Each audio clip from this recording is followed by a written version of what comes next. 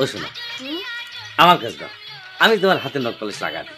না, মা যদি দেখি গেলায় আর তো শরম করবো। আরে কিছু হবে না, যাও যাও, কোনো অসুবিধা নেই।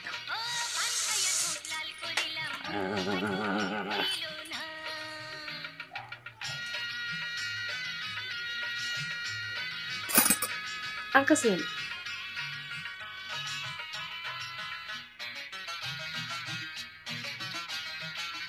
সকালে উঠেই যে তুই বউর হাতে নখ পালিশ দিবেন লাগিছু, বউ খাবিনি কোন হাত দিয়ে? কে এটা কি যে সে নখ পালিশ নাকি? ঢাকার থেকে কিনা, লাগানোর সাথে সাথে শুকা যায়। বিশেষ নয়, আইসো দেখো, হাতে লাগা দেখো, আইসো। হইছে, দেখা লাগবি না।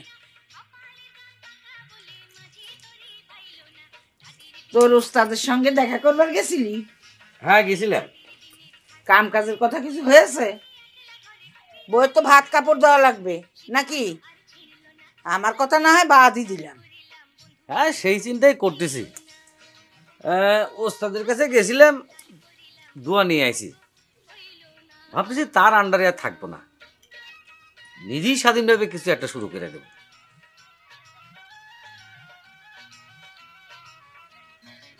মুড়ি পুতায় যাবে না?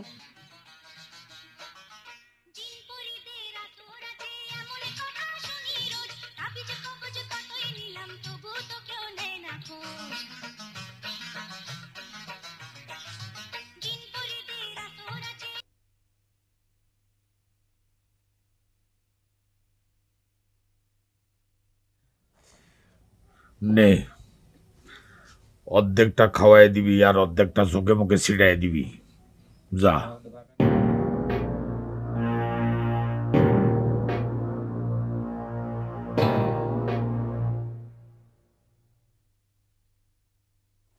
খারাপ সালাম তো, তোমাকে আমি ওস্তাদের পরা পানি খাওয়াচ্ছি। এতদিন হলো কষ্ট করে মরতেছি, আর একদিনই ওস্তাদের দরদ উঠলে উঠতেছে। তোমাকে আমি পরা পানি খাওয়াচ্ছি, পুকুরের পানি তোমাকে খাওয়াবো, যেন আর জ্ঞান না ফিরে। তোমাকে আমি দেখাচ্ছি, দাঁড়াও, তোমাকে আমি। আন্তন, কি কষ্ট লাগে দাদু?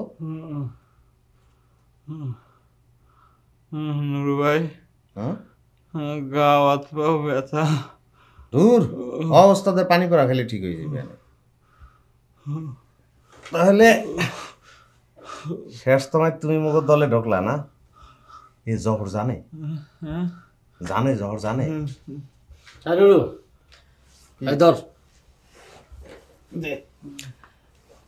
অর্ধেক খাইয়ে অর্ধেক মাথা ঢালে দিতে কইছে।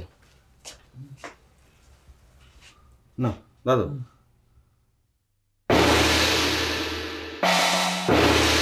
নুরু ভাই, সেদিন রাত্রে তোমার কি হয়েছিল কত?